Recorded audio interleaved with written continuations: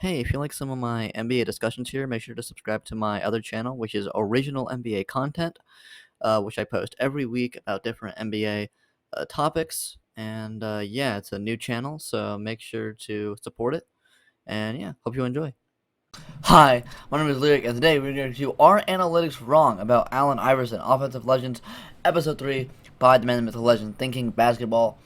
Yeah, so we've already done the series for Wilt and for Reggie Miller. He's doing more unorthodox offensive players in terms of your traditional, like, super, as you think of as super offensive players, like a Kareem Abdul-Jabbar, Steph Curry. He's doing more guys that were really different for their time, like Reggie Miller and Allen Iverson. So I'm super interested to see in this because a lot of people call Allen Iverson overrated because of efficiency. I tend to agree kind of with those. Actually, he had some really bad efficiency, but we're going to see those analytics are wrong and see how impactful he was on offense. So, yeah, we'll just get into it, maybe. Allen Iverson is one of history's most polarizing players. Some consider him one of the best ever. Others think his style of play was selfish and inefficient. Right. So, where's the truth? Would he have been more successful playing a different way? Pierce. Do modern stats really paint him in a negative light? Or do they struggle to capture the value of one of the more complex offensive players in NBA history? All right, let's go. Where's Larry Bird in all this? Michael Jordan saves the day. The first season of Greatest Peaks was about the best of the best. But this time we're looking at trendsetters, unique archetypes, and even controversial players who make up the legends of NBA offense. So I think now we're in this series. We're not looking at particularly the greatest offensive players of all time, but like the most unique. Like the most. Who's on your like you said, trendsetters and stuff. competitors you faced? Kind of controversial character ones. Michael Jordan, Allen Iverson are the two that come to mind immediately. From opening tip to the end, I mean, this guy was just going and going and going, and he'd always put you in jeopardy. So those two guys are the most competitive I faced. For most of NBA history, the very best players have all been tall. Bob Cousy won the 1957 MVP at 6'1", and then the next 43 MVPs went to players who were 6'5" or taller until Allen Iverson. Yeah. AI was listed at 6 feet, although he's probably closer to now Steph 5'11" Curry. barefoot. But he overcame a lack of size with quickness, ball handling, and ingenuity.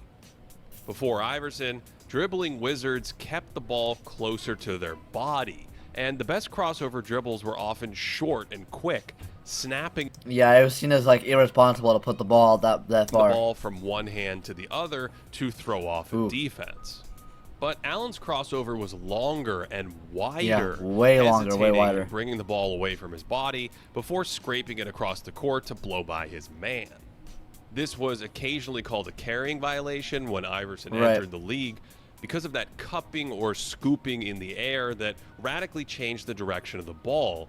But within a few seasons, pausing and cupping the dribble was viewed as legal, so AI broke his share of ankles with this innovative Some people still say he crossover. carried the ball every time, but His ball handling paired rules just perfectly with his quickness and Have make cooler balance, crossovers. stopping on a dime like he was hit with a freeze ray. Ty Lue keeps going, and Iverson ends up with free throws. Woo! This is ridiculous Formula One braking to spin away for a clutch bucket in this playoff game. And I don't fully understand the physics here, but his literally every single bucket he ever made was tough. It seems like a little. I watched the highlight video. Literally, it seemed like every bucket was a tough bucket. I don't understand. He scrapes the floor as he pirouettes in the other direction before that beautiful kiss off the glass. Oh my god! With his package of crossovers, Iconic clip here. hesitations, and sheer agility, staying in front of Iverson was like trying to hold water in the palm of your hand. And he had this unparalleled knack for slithering into tight spaces, hopping between two defenders whose feet are touching, only to explode vertically. That's crazy. And finish shaft. Feet are literally touching. He managed to go For between them. someone That's pushing nuts. 6 feet tall, AI had some hops when he was younger, and he didn't really What a play dunk. above the rim, but that bounce helped him find some very creative finishes among the trees. Ooh. He had all kinds of These are little all flip so shots nasty. and reverse layups around the basket. And these kinds of finishes are usually reserved for 6'6" wings instead of undersized guards. But he had the chutzpah to just hurl himself toward defenders Chutzpah. and the English to spin home some shots that had almost no business going in. I mean, he shoots this thing under the defender's arms like it's one of those mind-bending trick shots in pool. If we look at rim attempts from the early 2000s, Stephon Marbury was the only Definitely one of the other most guard creative to finishers regularly ever. shoot at the basket more frequently than Iverson. And in 2001, AI used that crafty touch to shoot an impressive 64% at the hoop. God damn. He also used his quickness to draw a ton of fouls on drives, ranking 4th among guards in NBA history in multi-year free throw rates. Yeah, with all his behind fakes only and James moves. Harden, Dwayne Wade, Very easy and to foul Michael him. Jordan, despite standing 4 to 6 inches shorter than them. Allen was constantly hop-stepping around traffic in the paint, and he used that technique to move laterally into soft pockets in the defense. He beats his man, then heads right into this space in the lane to set up a nice little no-look assist. Ooh, that's an Then amazing on pass. the very next play, LA is forcing him baseline, so he works back to the middle just to cross over and then hop step through a little crease in the lane. Dude, every move is Watch so how he like probes calculated the in defense this here, and shit. keeping his dribble alive even with extra bodies thrown at him, only to find a little soft spot to shoot from. And the hop step in particular let him attack in traffic while protecting the ball. He picks it up to hop right through defenders into a little space for a tough mid-ranger One of the original hop here. steppers. And he took a lot of shots like this in the short mid-range. He had a little floater or leaning jump shot from this range where he'd pick it up early to avoid shot blockers and just lob it over them instead. Yeah. So That always looks defenders tough, were too. desperately trying to stay in front of him, and then he just hit him with a pull-up from the mid-range. Right, did that a lot. Perhaps the most remarkable Just the thing pull-ups. about Iverson is how, despite his diminutive stature, he created just enough space to shoot from all over the court. The ball handling, quickness, deceleration, All the and commentary. high release opened up a world of mid-range shots, and many Yeah, of very these high were release. not easy. He could make them going in just about any direction, leaning or off balance, but either way, he lived off a One of the diet greatest tough shot difficult makers of all time. shots from all over the court. Right. Naturally, he had a little step back jumper too. There was no gather step back then, so this was often a small hop, but it was his way of moving backwards to create the space needed to shoot. And even at his height, that was enough space to pop threes over smaller defenders because Top they were three. always on their heels trying to take away his penetration, giving him room Pause. to rise and fire. That meant he could use the classic triple threat position and jab step at Yeah. opponents to move them before dribbling to set up a shot. And on this one, he catches it on the move just to rock Kobe Bryant with that step and open airspace to launch. Long ass too, Despite but his legendary ball handling, yeah, Iverson definitely a quite threat bit from away from the everywhere on the ball court in right here. Philadelphia under our old friend Larry Brown. Brown actually jumped from Indiana to Philly in 1998, and he brought similar off-ball actions for Iverson that we saw for Reggie Miller in the last episode. All right, yeah, He could coaching start for both down of them. on the baseline and work off a bunch Some of similarities screens here. for a jumper up top. He could counter off those screens and use his speed to create space on the other side of the court. And he really loved to sprint horizontally from one wing to the other to create a little separation and then go to work. It could be awkward for defenders to go under this foul line screen, so when they chased him over the top, he would find a little shooting pocket. So when he'd run across the face of the court on that patented cut, he could shoot or attack the space and break down the defense, and that leads to good offense for Philadelphia here. This time he's being chased into the corner and then uses that defender's momentum against him to hop into traffic and find an open dunk. In that sense, Iverson, especially during the Larry Brown years, was really a hybrid of an off-ball and on-ball player. But even though he ran around like some of the best movement shooters of that era, and while also being one of those crossover on-ball guys, there was something very different. Wow, that's a really good combination, actually. That made this offensive approach so polarizing. All right, let's see. Things are going to bring the scale together. For a guy his size, he was the most intimidating player. Because that was the thing that made him so tough. Because some guys you would play against, and Rick, you know, they're going to take 16, 18 shots a game. Iverson would go out there and take 35, 40 shots. From 1999 That's to true. 2006, not going to make a lot of them, no but one in the NBA comparatively, scored but, you know. more points than Allen Iverson. No one from what years? No one in the NBA scored shots. From 1999 to 2006, no one in the 99 to NBA 06, scored more points long than time Allen period. Iverson. No one took more shots either.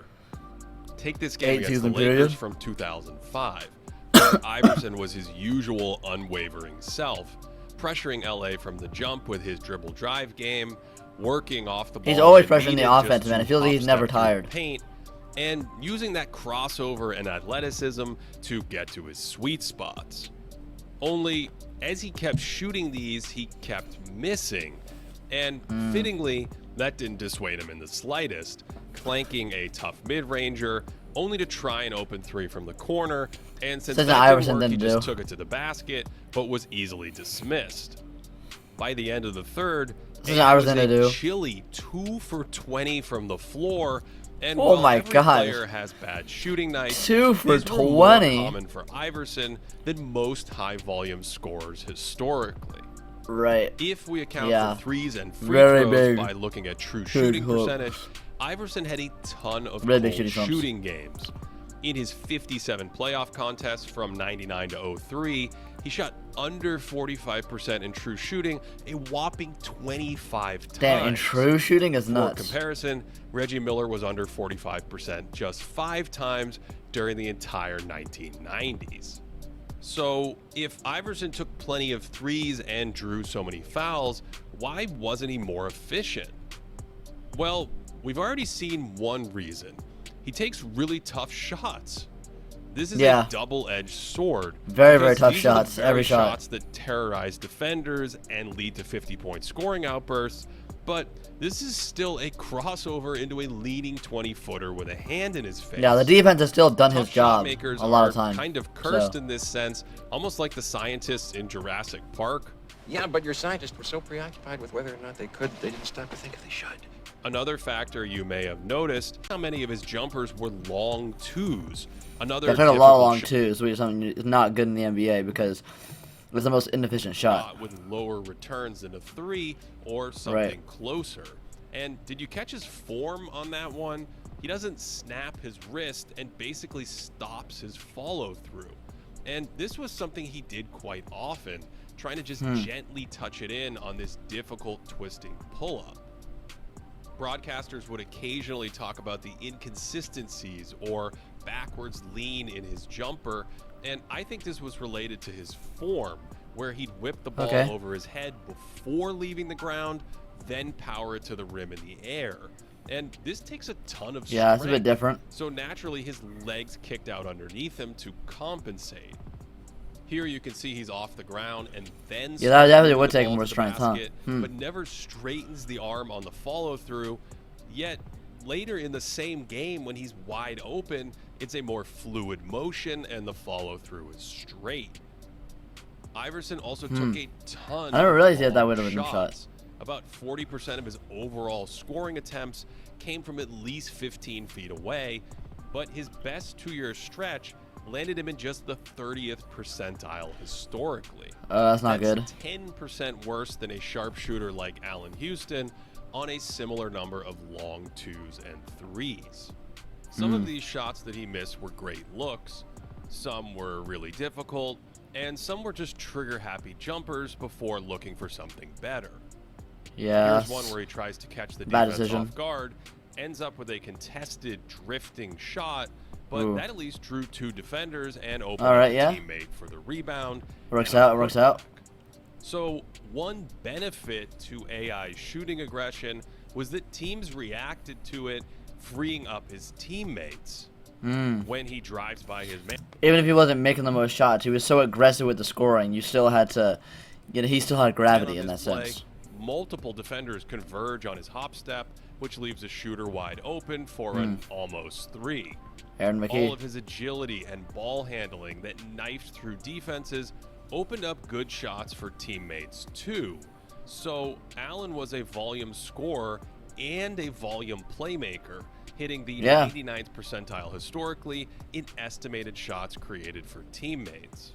Wow, yeah, All underrated of playmaker Iverson's then. heavy lifting Damn, 99th carried the percentile? Sixers That's to crazy. above average playoff offenses, falling in the 60th percentile historically relative to the defenses they faced, which was actually better than their defensive performances by this same measure, which is kind of remarkable for a team that mainly surrounded AI with a ton of defensive talent.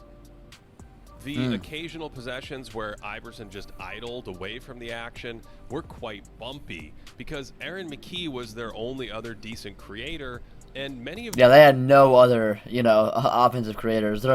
Every other guy in there was either just could not score, basically, at all. Aaron McKee was their second best scorer, which is insane for a team that went to the NBA Finals. Defenders like Tyrone Hill, Dikembe Mutombo, and Eric Snow were they had good defenders, limited but, when asked to pressure defenses themselves. As the 2001 playoffs unfolded, defenses started loading up on him to get the ball out of his hands. And sometimes this meant sliding an extra defender into his driving lane to stop penetration, to force a weaker teammate to beat them instead. But it also meant outright double teaming him on the perimeter and then scrambling and recovering behind the play, even with his outside shooting issues. That poor shooting Laker game is a perfect example. Despite all the misses, Iverson carved up Los Angeles for his teammates, creating shot after shot all night long. This version of AI played more on ball than maybe this is a thing where he's gonna say why he actually is a super valuable, all-time offensive player, because even when he's having really bad shooting nights, his playmaking makes up for it all the time. And when he is on a high shooting night, it's a great combination. Which meant more pick and roll game and touching the paint with the intent to set up better shots. I think he was a little bit better as a passer by this point, finding space and not telegraphing this bullet to the corner for a great look. And his pick and roll reads were sharper, wrapping this perfectly around a defender for an easy dunk, whereas later in the game he had a similar setup but went to a quick pocket pass to catch everyone off guard. Allen actually played Iverson's point guard fakes are so until good. 1999, but he had more of a shoot-first mentality. So Larry Brown moved him to the 2-guard, where he could harness more of his off-ball game and scoring instincts, while at the same time... Where would you rank Allen Iverson among all-time shooting guards? Would you rank him 4th, 5th, or 6th? That's the main spot people put him. The main debate is between James Harden, Clyde Drexler, and Allen Iverson. How would you rank those three? Sneaking another passer and defender into the starting lineup in Eric Snow. By the way, shoot first doesn't mean ball hog or... I'm sorry, I'm just thinking of, in 2011, they did an all-time draft in the All-Star game. This man Charles Barkley picked Allen Iverson first overall.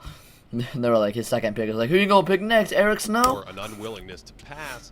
It means he's less likely to move it to a mediocre three-point shooter than to take a contested pull-up himself. This is the pinhead that offensive engines have to dance on.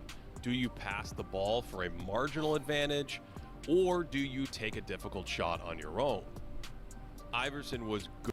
Depends on the fucking mindset right there. That he would bypass most tough mid-rangers for an open layup, but his size also limited his vision at times and curtailed some of these high-value passing God damn it, spots. you're too short. On a play like this, the big man sort of blocks his sight lines to a teammate under the rim before he gives it away. And I think he probably connects on more passes like this with a little more height, never really spotting the open man in transition.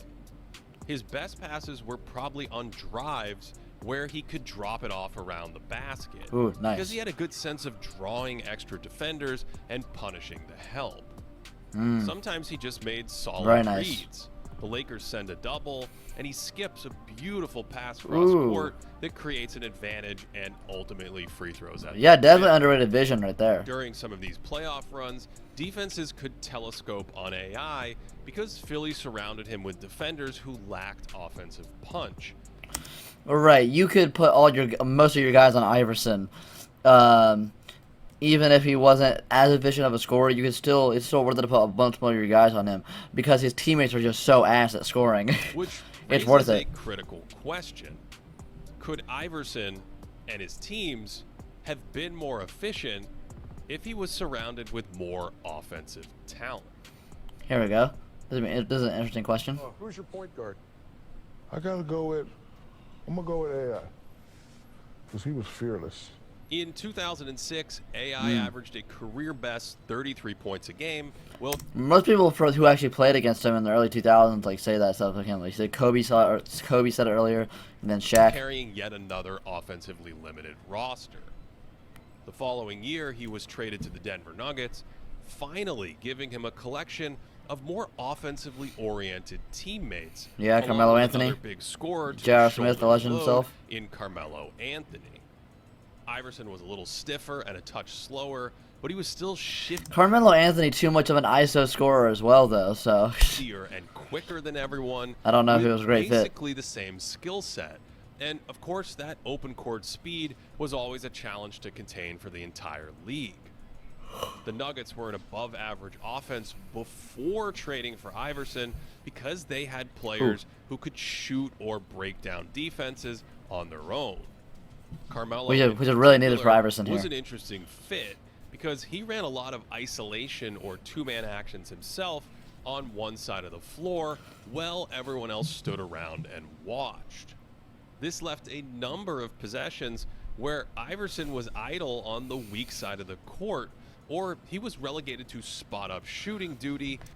I don't feel that Iverson was a player that really complimented Melo all that much. Like I feel like later when they got Chauncey Billups, that trade, he was a player that complimented him a lot more. Even if he wasn't the better player, he complimented Carmelo Anthony a lot more play style wise. Teams were happy to leave him and go help because they weren't really worried about his three ball. Since those teammates were more of a threat, Allen faced less defensive pressure, but that didn't really change his shot diet. In Philly, Iverson was regularly around 30 points per game on true shooting that was slightly below league average. In Denver, his volume dropped as he did less, but his efficiency only rose a touch despite the healthier offensive environment. That's not good. That's not a good sign. What's even more head-scratching is that Denver's offensive effectiveness didn't change when Andre Miller was traded for Iverson mid-season. And in his two postseasons there, the Nuggets' playoff offenses were worse than Philadelphia's offenses with Iverson. Then when Denver swapped out Iverson for Chauncey Billups, the Nuggets became an elite playoff offense. Yeah, so what I was saying earlier. what is going on here? Carmelo's growth certainly helped in 2009, and other players always change a little from year to year, but I also think Iverson's strengths are always going to help offensively inept teams, but they won't necessarily fit with better teammates, especially those who need the ball to provide a lot of value. When someone like Anthony drew extra defensive attention, better shooting would improve the offense. Long contested twos early in the clock are worse with better teammates because skilled offensive units will stress defenses and usually create a better shot than a covered 20-footer.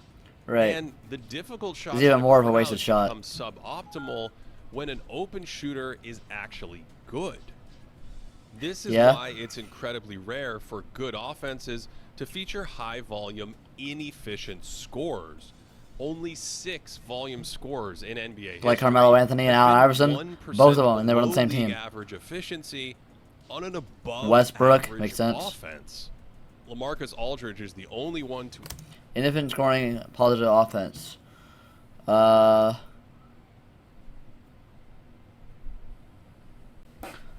So here we have 2002 Michael Jordan. Yeah, with the Wizards, you know, he was shooting more the same. Wanted to do similar amount of shots in Chicago, but you know, obviously not making as much of them. Donovan Mitchell 2019, Allen Iverson 03, Carmelo Anthony 09. Yeah, both inefficient scorers, both on the same team. Westbrook 2 times, one on the Thunder, one on the Rockets there, and then LaMarcus Aldridge 2014. Ever do it on a top 20% regular season offense, and Carmelo's the only one to do it on a really good playoff offense. Although Dominique Wilkins just missed doing it on both a great regular season and postseason attack. Wilkins and his teams grabbed a ton of offensive rebounds and didn't turn it over much. And Iverson was a moderately low turnover player himself, scoring, especially when he was making a scoring move.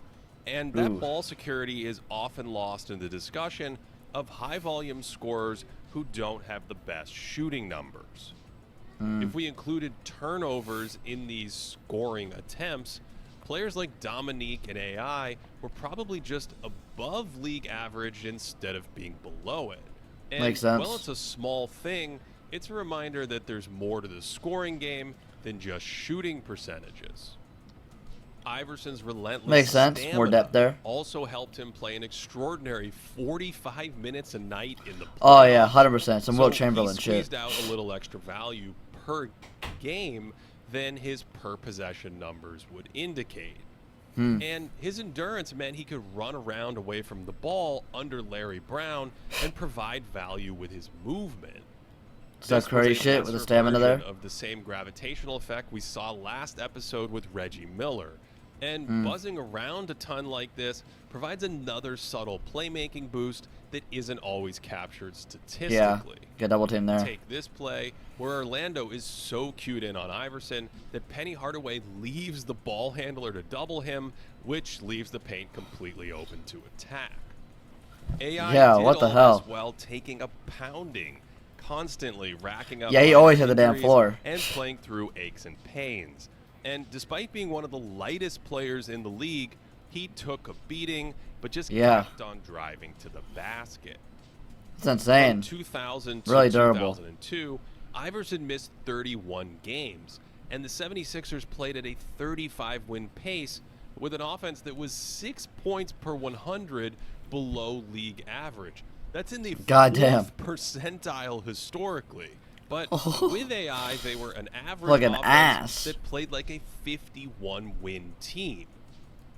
That's a big floor-raising effort, and although Philly never beat a team with more than 53 wins in the playoffs, Iverson made them competitive enough to reach the finals by doing just enough damage with his tough shot making. Personally, I value impact on higher-level teams more than weaker ones. But yeah, I'd those agree with that. early 2006ers may have been perfect for Iverson's do-everything play style, where a roster of gritty defenders needed him to serve as the primary playmaker, and they even needed him to shoot when his teammates were open. And to me, this is what makes Iverson so fascinating. The same approach that dragged his teams to competitive heights might not work as well for a championship contender, and yet he was so much more than just his field goal percentage, and all of that certainly makes him an offensive legend. To support this channel, check out... Alright, so that was Allen Iverson, Offensive Legends. A very interesting video. I want to know what you think about, like, you know, how effective of an offensive player do you think Allen Iverson really is? Like, you know, what do you think would be, like, do you think he is an all-time, like, top 30 guy? You know, how do you feel about, you know, his inefficiency versus his playmaking advantage and what he adds to the team, you know? And yeah, it's a really interesting discussion right there. So, yeah, go subscribe to my original NBA channel, first link in the description. Watch the original video, second link in the description. Like this video if you like videos specifically like this one, specifically the Offensive Legends series and stuff like that. And subscribe if you want notifications for when I upload shit like this, because I'm uploading daily NBA videos and shit, and also a lot of other stuff. And yeah, bye.